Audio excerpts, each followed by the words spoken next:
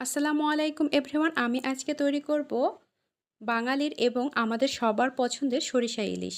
এটা খেতে সত্যি ভীষণ মজাদার। তো আমি যেভাবে তৈরি করি সেটা আপনাদের সাথে শেয়ার করছি।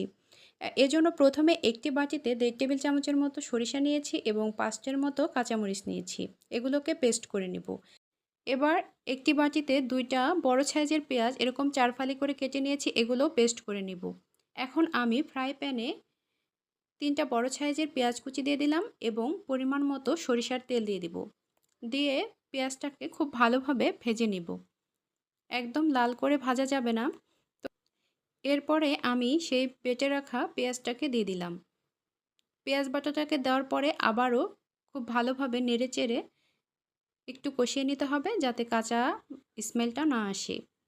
তো ভালোভাবে যখন কষানো হয়ে যাবে তখন এর মধ্যে দিয়ে দেবো 1 চা চামচ মরিচ গুঁড়া, হাফ চা চামচ হলুদ গুঁড়া, পরিমাণ মতো লবণ দিয়ে এরপরে দিয়ে দেব 1 টেবিল চামচের মতো জিরা বাটা।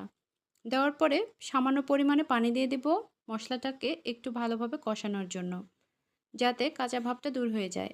এখন আমি দিয়ে দেব সেই সরিষা এবং কাঁচামরিচের যে মিশ্রণটা বেটে রেখেছিলাম সেই বাটা মশলাটা দিয়ে দেব। তো এখন সরিষার বাটাটা দিয়ে দেওয়ার পরে একটু ভালোভাবে কষিয়ে নিব। তো কষানো যখন হয়ে যাবে তখন আমি এর মধ্যে দিয়ে দেব ঝোলের পানি। যখন পানিটা ফুটে উঠবে তখন মাছগুলোকে দিয়ে দিব। এখানে আমি 3 পিস মাছের সরিষা ইলিশ করেছি। তো সেই পরিমাণে সব কিছু দিয়েছি। তো এখন আমি সেই পানিটা ফুটে ওঠার পরে এখন আমি মাছগুলোকে দিয়ে ঢেকে কিছুক্ষণ রান্না করব। মাছটা যেহেতু নরম, তো বেশিক্ষণ রান্না করতে হবে না। এখানে আমি 10 মিনিটের মতো রান্না করে নিলাম। তো যখন রান্নাটা হয়ে যাবে তখন আমি একটু নেড়েচেড়ে আবারও ঢেকে 5 মিনিটের মতো রান্না করলাম।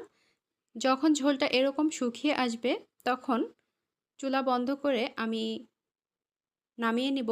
নামিয়ে পরিবেশন করে নেব। এই তো আমি পরিবেশন করে নিলাম। দেখতেই পাচ্ছেন কত লোভনীয় হয়েছে রেসিপিটা। খেতেও ভীষণ মজাদার ছিল। আশা করছি আপনাদের কাছে ভালো লেগেছে।